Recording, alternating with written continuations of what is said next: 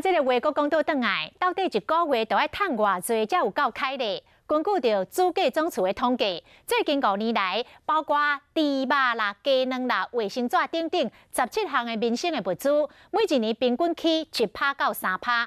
但是2018年平均的薪水38200外块，竟然比17年前的38300外块还搁较低。这个薪水是倒退入17年。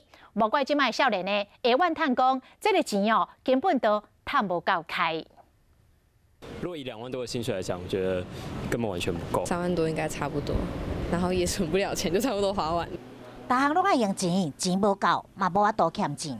我们一睁开眼睛都会使用到的日常生活用品，平均每年涨幅大约是1%到3%。不过呢，我们实质的薪资却是倒退回17年前了。这物价涨、薪资不涨的年代，全民都有感。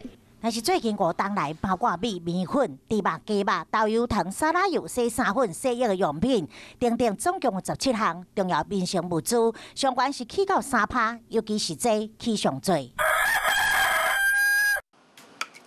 鸡卵的需求量真大，不过煞起无停。2017年爆发着粉破年事件，起超过4成。去年的823水灾，加上连米寒、连米热，影响着产量。今年2月，鸡卵是起2成，啥物拢起，薪水敢有起咧？2001年，这薪资有38398，到2010年剩36728。2018年嘛，只有38235，这是一个薪资是倒退，如比17年前也较少，等于是变相的减薪。这几档薪资亲像阿兵哥原地踏步，什么时阵才会向前？